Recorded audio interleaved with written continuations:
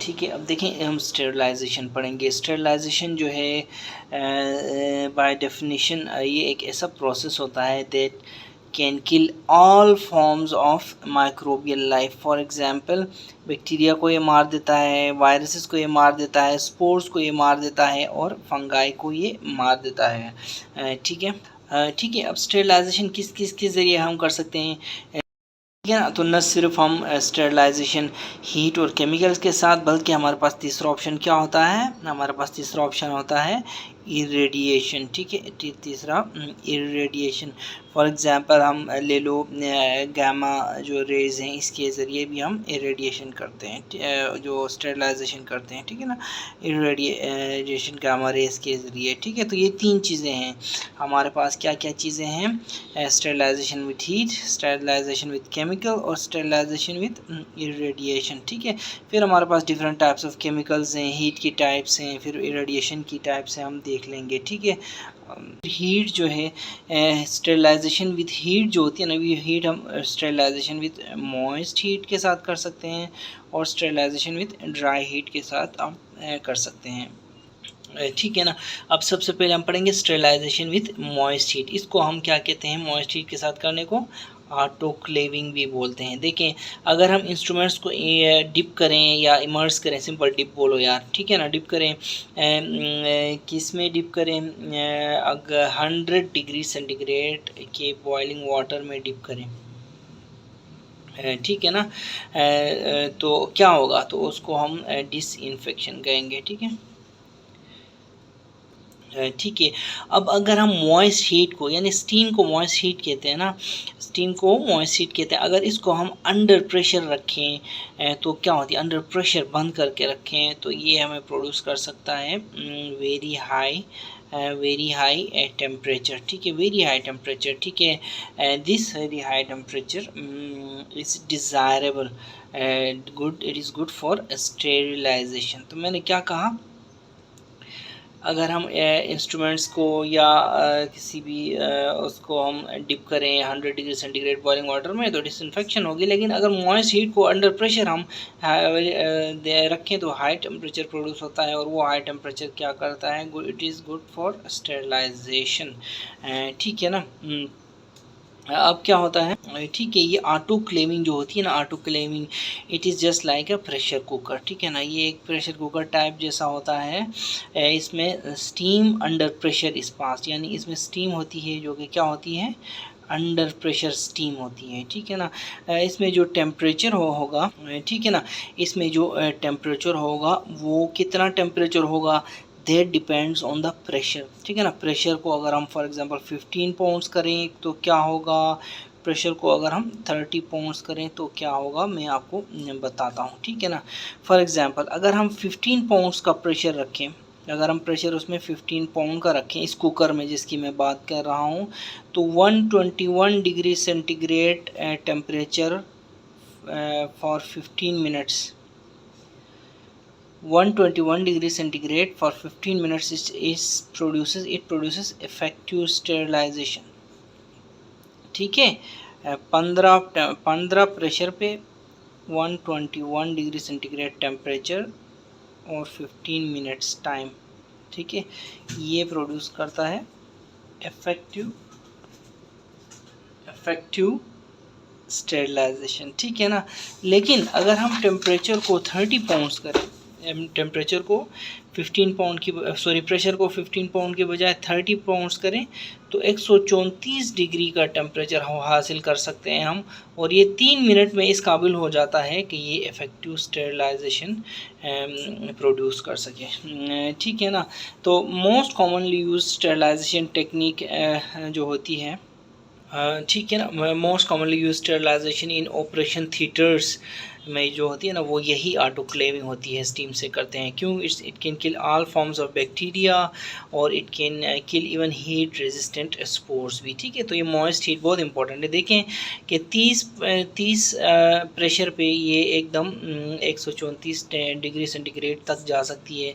अगर प्रेशर 15 करें तो 121 डिग्री सेंटीग्रेड, तो 134 डिग्री सेंटीग्रेड 3 मिनट लेता है कि to kill all forms of bacteria and all forms of heat resistant spores, और 121 डिग्री सेंटीग्रेड जो टेम्परेचर है वो 15 मिनट में ऑल फॉर्म्स ऑफ बैक्टीरिया और all forms of heat resistant spores kill करता है। तो ये तो था मॉइस्ट हीट के साथ स्टेरिलाइजेशन। अब हम देखते हैं ड्राई हीट के साथ स्टेरिलाइजेशन कैसे करेंगे। ठीक है, देखिए ड्राई हीट में ये क्या है, इसको असल में हॉट एयर ओवन्स यानी कि इसमें sterilization by hot air ovens की जाती है। ठीक है ना। इट इज़ यूज्ड, कहाँ यूज़ किया जा सकता है, ऑप्थेल्मिक इंस्ट्रूमेंट्स और फाइन कटिंग एजेस वाले इंस्ट्रूमेंट्स में के लिए ये ही ड्राई हीट यूज़ होती है। इसमें टेम्परेचर हम कितना 180 डिग्री सेंटीग्रेड तक पहुंचा देते हैं। ठीक है ना। और ये इन्वायरमेंट ड्राई होता है और हॉट इन्वायरमेंट क्रिएट होता है इससे, ड्राई हीट से। ठीक है। ठीक है ना। अब हम देखते हैं कि स्टेरिलाइजेशन विथ केमिकल एजेंट्स। हमने स्टेरिलाइजेशन विथ हीट पढ़ लिया। ठीक है ना, इसमें हमने हीट पढ़ लिया। अब हम पढ़ेंगे केमिकल एजेंट्स। केमिकल एजेंट्स में हमारे पास कितने किस्म की चीज़ें हैं। नंबर 1 है हमारे पास इथाइलिन ऑक्साइड। ठीक है ना, इथाइलिन ऑक्साइड, ऐसे मैं इसको ऐसे ही E2O बोलता हूँ, वैसे वैसे इथाइलिन तो डिफरेंट इसका फार्मूला होता है। ठीक है। फिर हमारे पास है 2% ग्लूटारल्डिहाइड। ठीक है। फिर हमारे पास है combination of low temperature steam LTS, low temperature steam plus formaldehyde. तो ये 3 चीज़ें हमारे पास हैं। ठीक है। ठीक है ना। फिर हमारे पास sterilization by peracetic acid है। ठीक है। तो ये 4 हैं chemical agents, ethylene oxide, 2% glutaraldehyde और low temperature steam plus formaldehyde और फिर पर एसिटिक एसिड। सबसे पहले हम स्टेरिलाइजेशन बाय इथाइलिन ऑक्साइड हम पढ़ेंगे सबसे पहले। ठीक है। हाँ ठीक है। इथाइलिन ऑक्साइड देखो ये एक गैस होती है। ठीक है। इथाइलिन ऑक्साइड एक गैस है, याद रखें, और ये हाईली पेनिट्रेटिव गैस होती है और नॉन कोरोसिव गैस होती है इथाइलिन ऑक्साइड। इसका इस्तेमाल it is use to sterilize, किस चीज़ को स्टरलाइज करने के लिए, ऐसी चीज़ों को, ऐसी थिंग्स को जो कि हीट सेंसिटिव होती हैं। इसमें हम हीट नहीं यूज़ कर सकते तो हम ये इथाइलिन ऑक्साइड गैस यूज़ कर सकते हैं। और ऐसी चीज़ों को जो मॉइस्चर सेंसिटिव होती हैं। ठीक है ना। तो ड्राई हीट और वेट जो मॉइस्ट हीट है, दोनों जहाँ पे इस्तेमाल ना कर पाएँ तो हम इथाइलिन ऑक्साइड इस्तेमाल करते हैं। कैसी जगह है ऐसी, देखो L से लेंसिस, ठीक है, E से इलेक्ट्रिकल कंपोनेंट्स। ठीक है। डेफिनेटली इलेक्ट्रिकल कंपोनेंट्स को आप मॉइस्ट हीट और ड्राई हीट देके आप पिघला तो नहीं देंगे ना। ठीक है, जैसे डायथर्मी हो गई। ठीक है। इसी तरह फिर सिंगल यूज़ आइटम, एस से, फिर अगेन एस से क्या, स्विचर्स, और फिर एस से single use items before packing. ठीक है। अब स्विचर्स में भी आप ड्राई हीट मॉइस्ट हीट नहीं दे सकते। ठीक है ना, जल जाएंगे वो। ठीक है। तो ये आप लेस फार्मूला याद रखना, लेस हम क्या करते हैं, इथाइलिन ऑक्साइड हम इसमें क्या करते हैं, यूज़ करते हैं। ठीक है, इन चीज़ों में। ठीक है। MCQ आता है कि हम लेंसेज को किससे हम वो करते हैं। ठीक है। इसी तरह स्विचर्स को हम किससे स्टेरिलाइज करते हैं, ये MCQ आ सकता है। इलेक्ट्रिकल कंपोनेंट्स को किससे हम स्टेरिलाइज कर सकते हैं, ये MCQ आ सकता है। फिर सिंगल यूज़ आइटम्स को हम किससे स्टेरिलाइज कर सकते हैं, ये MCQ आ सकता है। तो इन सब के लिए इथाइलिन ऑक्साइड हम यूज़ करते हैं। नेक्स्ट है हमारे पास 2% ग्लूटारल्डिहाइड। हमने कहा था ना इथाइलिन ऑक्साइड है, हमारे पास 2% ग्लूटारल्डिहाइड है, लो टेम्परेचर स्टीम प्लस फॉर्मल्डिहाइड का कम्बिनेशन है, पर एसिटिक एसिड है। तो हम देखते हैं 2% ग्लूटारल्डिहाइड, ये जो है एज डिसइंफेक्टेंट यूज़ होता है, but can be use for sterilization if exposure time is increase. देखो 2% ग्लूटारल्डिहाइड की हमने देखा था कि डिसइंफेक्शन के लिए हमने यूज़ किया था, लेकिन अगर एक्सपोजर टाइम बढ़ जाए ना 2% ग्लूटारल्डिहाइड का, तो ये स्टेरिलाइज भी कर सकता है। चीज़ों को याद रखना। ठीक है, बहुत इंपॉर्टेंट MCQ है ये। 2% ग्लूटारल्डिहाइड एज ए डिसइंफेक्टेंट, और अगर टाइम बढ़ा दिया जाए एक्सपोजर टाइम तो एज ए स्टेरिलाइज़र भी यूज़ हो सकता है। ठीक है। इसी तरह तीसरा है हमारे पास, तीसरा कौन था, लो टेम्परेचर स्टीम प्लस फॉर्मल्डिहाइड ना। तो लो टेम्परेचर स्टीम और फॉर्मल्डिहाइड का कम्बिनेशन। ठीक है। ठीक है ना। अब देखें अगर हम कंबाइन करें फॉर्मल्डिहाइड को लो टेम्परेचर स्टीम, यानी इसको हम क्या कहते हैं, ड्राई सैचुरेटेड स्टीम भी कहते हैं इसको, ठीक है, ड्राई सैचुरेटेड स्टीम भी कहते हैं। लो टेम्परेचर स्टीम को सिंपली लो टेम्परेचर स्टीम भी बोल सकते हैं, या फिर आप उसको ड्राई सैचुरेटेड स्टीम भी बोल सकते हैं। इन दोनों का कम्बिनेशन एक लोअर टेम्परेचर पे यानी ऑलमोस्ट 73 डिग्री सेंटीग्रेड के आसपास तक भी अगर हम दोनों को ले जाएं, ठीक है ना, तो ये इफ़ेक्टिव स्टेरिलाइजेशन क्रिएट करता है, ठीक है, एट दिस लो टेम्परेचर, ठीक है, इन दोनों का कॉम्बिनेशन, ठीक है।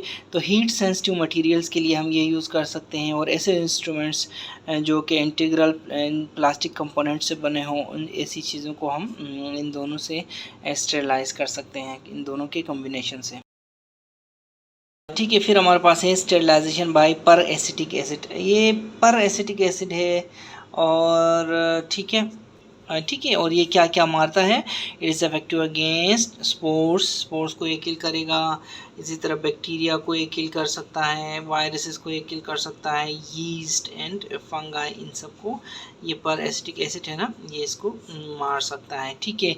अच्छा, होता क्या है, ठीक है ना, होता क्या है कि इसमें रूम टेम्परेचर में करते हैं हम ये ट्रीटमेंट पर एसिटिक एसिड वाली। इसमें क्या होता है, वेपोराइज्ड पर एसिटिक एसिड VPA हम यूज़ करते हैं, वेपोराइज्ड पर एसिटिक एसिड हम यूज़ करते हैं, ठीक है।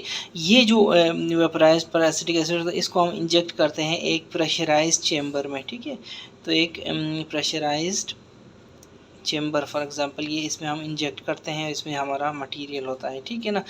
याद रखें कि रूम टेम्परेचर वेपोराइज्ड पर एसिटिक एसिड ग्रेटली improves, ठीक है ना, over other sterilization methods that incorporate heat such as hydrogen peroxide, ठीक है, एथाइलिन ऑक्साइड, ठीक है, एंड गामा या इलेक्ट्रॉन बीम रेडिएशन, ठीक है ना। ये स्टेटमेंट है कि रूम टेम्परेचर वेपोराइज्ड पर acetic acid greatly improves or other sterilization methods that incorporate heat such as hydrogen peroxide, ethylene oxide, gamma and electron beam irradiation, ठीक है। हमारे पास है स्टेरिलाइजेशन बाय इरेडिएशन। हमने क्या किया, हमने स्टेरिलाइजेशन बाय हीट पढ़ा, हमने स्टेरिलाइजेशन बाय केमिकल पढ़ा, अब हम स्टेरिलाइजेशन बाय इरेडिएशन पढ़ेंगे, जिसमें हम गामा रेज यूज़ करते हैं। देखें फॉर एग्जांपल सिरिंजेस हुए, ठीक है, सिरिंजेस, अच्छा कैथेटर्स हुए, ठीक है, अच्छा IV कैनुलास हुए, प्लास्टिक कंपोनेंट, इन सब को हम गामा रेज के ज़रिए गामा रेज से इरेडिएट करते हैं, ठीक है, ठीक है ना। अब न सिर्फ गामा रेज हम यूज़ करते हैं, बल्कि हम एक्सेलरेटेड इलेक्ट्रॉन्स भी यूज़ करते हैं, ठीक है ना। तो इरेडिएशन किस किस चीज़ से, एक्सेलरेटेड इलेक्ट्रॉन्स और गामा रेज से हम क्या करते हैं, इरेडिएशन। अब ये असल में होता है इंडस्ट्रियल लेवल पे, ठीक है, ये OT लेवल पर नहीं होता, ये काम ये इंडस्ट्रियल लेवल पे ये स्टेरिलाइज करके पैकिंग करके फिर हमें भेज देते हैं, ठीक है ना। Articles are packed and whole carton is passed under gamma ray, पूरे का पूरा कार्टून उसके ज़रिए, ठीक है ना, gamma ray under gamma rays में पास कर देते हैं, ठीक है। तो इतना याद रखें, स्टेरिलाइजेशन बाय रेडिएशन, इसमें हम एक्सेलरेटेड इलेक्ट्रॉन्स और गामा रेज यूज़ करते हैं, ठीक है ना। दोबारा देखें कि स्टेरिलाइजेशन, पूरा चार्ट बनाता हूँ आपके लिए, ठीक है। स्टेरिलाइजेशन, ठीक है, इसके तरीके कौन कौन से हैं, हीट एक तरीका, दूसरा तरीका क्या है, इरेडिएशन, तीसरा तरीका क्या है हमारे पास, केमिकल्स, ये सारा हमने पढ़े हुए हैं, ठीक है ना। अच्छा हीट फिर हमारे पास कितने टाइप्स की है, ड्राई हीट और मॉइस्ट हीट, ठीक है। Dry heat almost 180 degree centigrade तक जाएगी, मॉइस्ट हीट फिर दो किस्म की, ठीक है। अगर हम मॉइस्ट हीट हम दे रहे हैं 15 पास्कल पे, तो ये 121 डिग्री सेंटीग्रेड पे स्टेरिलाइज करेगी।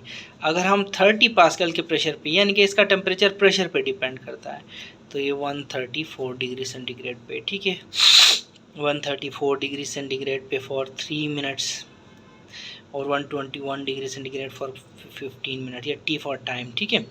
तो ये हीट हो गया। अब इरेडिएशन की बात करें, इरेडिएशन करीब से देखें थोड़ा सा।